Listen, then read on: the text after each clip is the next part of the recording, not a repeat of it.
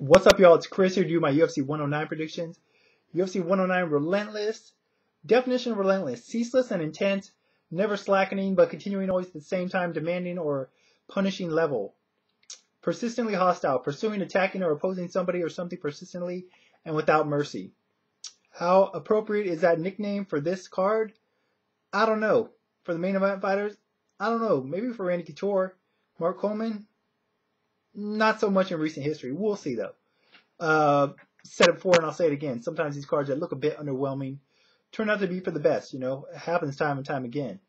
So we'll see if that's the case. Not to say this is a bad card in any way, but the Super Bowl card is usually a blockbuster card. And I wouldn't say that is on this level, as far as the lineup on paper. But anyways, real quick on the undercard, Holes Gracie making his UFC debut against Mustafa Al-Turk.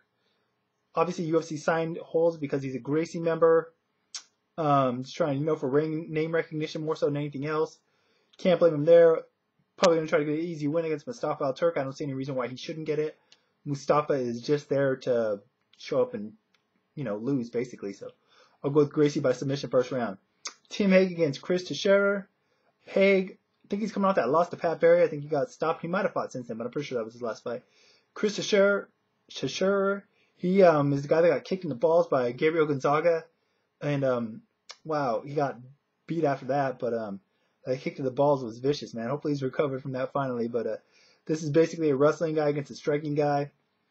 I'll give it to Teixeira. I'm going to say his wrestling will get Hague down and he can pound out a decision. But don't be surprised if Hague can catch him and stop him. Brian Stann against Phil Superman Davis. Phil Davis making his UFC debut. If you don't know about this guy, great NCAA wrestler, multiple-time champion, I believe, multiple-time All-American. Brian Stann, pretty good fighter, definitely stronger in the stand-up game, but unfortunately, his takedown defense, in my opinion, is not going to be nearly what it needs to be to stop Phil Davis. Stan's got obviously a lot more, what am I looking for? I can't think of the word, but he's been fighting longer. Experience. He's got a lot more experience, but I don't think it's going to make a difference. Phil Davis has been training down there with Brandon Vera for a while now. I look for Phil just to use his wrestling, take Stan down and pound him out. I think he'll probably actually be able to stop him too. I know Phil Davis doesn't have a lot of fights, but I just think he's going to be able to control and pretty much dominate Brian Stann. So I'm going to look for Phil Davis to get a stoppage late second, third round and make a impressive debut hopefully. Rob Emerson, Philippe Noverre. Philippe, both these guys are in the Ultimate Fighter. Philippe just hasn't had that good of luck since coming off of it. Looked a lot better on it than, he has since. Rob Emerson, he's kind of up and down. He's a pretty good striker. But actually, both these guys are primarily strikers. I think Emerson's a little more well-rounded. Noverre's flashy, but I don't know how much power he has on his punches. Emerson, as you saw in this fight with Manny Gamburian, he does got some pop to his punches. So should be a pretty good fight, though. Pretty entertaining and fast-paced. But I'm going to go with Emerson here by TKO. Melvin Guillard against Hanis Torres. Melvin Guillard, one of my favorite fighters. Explosive. Dude's got serious punching power. Fast. But, reckless and not good on the ground. Hanis Torres, I don't know too much about him. I went and looked up some stuff on YouTube. Only got one loss. Fights out of the same fight camp as Jose Aldo. So that's definitely beneficial. They got a really good camp down there. I believe it's called Novia Uno or something like that. Jordan Breen of Sherdog's been talking this kid up for a while. He's also the one that brought, Jose Aldo to mind. Was the first time I ever heard of him. So, Hanis Torres looks to be a really good athlete as well. Looks to have some pretty good striking. I would say I'd favor Melvin there. But this kid looks to be really good on the ground with the jiu-jitsu. And I think he's going to be able to get Melvin down. Melvin, although he has good wrestling, he just doesn't have that good a takedown defense. And I think once his kid gets him, this Torres kid, I think he's going to be able to submit him pretty quick because as much as I like Melvin, his submission defense is severely lacking. Granted, he has been training with Greg Jackson, but I don't know. I'd like to see Melvin get a win by KO, but I'm going to go with Hanis Torres by submission. Mac Danzig, Justin Buchholz. Mac Danzig needs to get a win here, otherwise he's gone. He may have won the Ultimate Fighter, but he just has not been good in the UFC. Unfortunately, he's just lost fight after fight, and this is pretty much do or die. So I'll go with Mac. I think the UFC will kind of match him up favorably to get him a win here. On to the main card. So Mac Danzig by decision. On to the main card. Paulo Thiago against Mike Swick. Mike Swick's late replacement, I believe Josh Koscheck was the original opponent in a rematch, but he got hurt. Paulo Thiago fighting his third guy out of the AKA. You know, this guy can't catch a break.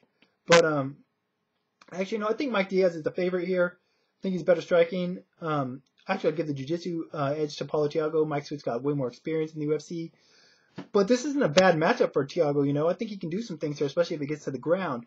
The striking, Swick's much better. Thiago's stand-up technique is far from graceful, but he does have a little bit of power. You know, he did stop Koscheck, but I don't know. I always think Mike Swick's going to come out and just dominate some guys that I think he should, and then he doesn't. Some of his performances are a little bit underwhelming, including his performance against Dan Hardy in his last fight. But he's looking to bounce back from that. If you watch UFC 109 Countdown last night, speaking of, man, Paulo Thiago, man, that guy's a badass in his real-life profession outside of fighting. But I'll go with Mike Swick to win this fight by decision. Matt Serra, Frank Trigg. Serra's coming off the close loss to Hughes. Trigg's coming off the loss to Josh Koscheck. This is kind of an old-school fight. These guys have been in the UFC, you know, were in the UFC back in the days. Well, Trigg wasn't, but he's been fighting forever. You know, Trigg's the bigger guy. Stronger guy, got the better wrestling. Striking, hard to say. Maybe give a slight edge to Serra. Serra's got the jiu-jitsu. Trigg, you know, not good at defending the rear naked choke, but I don't know if Serra's going to be able to get him in that position. I honestly don't know who's going to win this fight. I really don't know, you know. Maybe Trigg can ground and pound him to a decision like Hughes did. Maybe Serra can catch him on the feet, hurt him, get slapped on a rear naked choke. I think it'll go to a decision. You know, Matt Serra said Trigg can talk all the talk he wants, but he's lost the championship fights, and I've actually held the championship, so I don't know. I'm going to go with Frank Trigg by decision. I have no reason why. Either guy could win, but I don't know. Frank Trigg by decision. Damian Maia against Dan Miller. Maia's coming off the loss to Nate Marquardt, where he got KO'd real quick, or TKO'd. Dan Miller, primarily a wrestler. Neither of these guys are that good at stand-up. So if it stays standing, I don't know. I don't think it's going to be that good of a fight. I think it'll hit the ground, and when it does, I think Damian Maia's going to slap on a submission because that's what Damian Maia does on the ground. And, you know, Dan Miller's versed in submission defense, but not good enough to stab Damian Maia, what Damian Maia has to offer, in my opinion. So, Damian Maia by submission.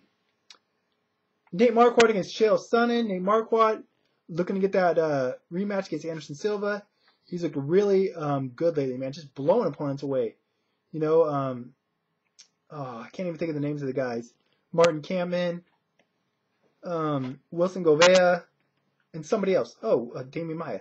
Yeah, so he's just been taking guys out. Chael Sonnen's coming off that big win over Yushin Okami. Absolutely dominated Okami. Chael's got a huge wrestling advantage. Not huge, but he's got the wrestling advantage. Stand-up advantage definitely goes to Nathan Marquardt. Submission advantage definitely goes to Nate. On the feet, I think Nate can lace him up, hurt him, get him on the ground and submit him. That is if Chael doesn't take Nate down. If Chael can get Nate down, he can control him from the top position and work him over pretty good, as long as he can avoid submissions. This should be a pretty close fight. You know, a couple fights ago I might not have thought so, but Chael's been looking really good lately, surprisingly. But I'm going to go with Nate Marquardt because he's looking even more impressive. He's really been on a tear, training with top-level guys. Just really looking forward to that rematch against Anderson Silva. Not that I think he would win, but he's looking forward to it. So I'm going to go with Nate Marquardt to win this fight by submission.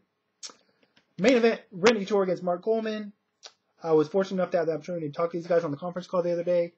Maybe I'll post that vid, post a vid of that later this week. Didn't really get anything too much out of them, you know, answer-wise, other than that Mark Coleman said this is the biggest fight for him both personally and professionally. Mark Coleman's coming off the win over Stephen Bonner. Before that, he had lost to Mauricio Shogun Hua.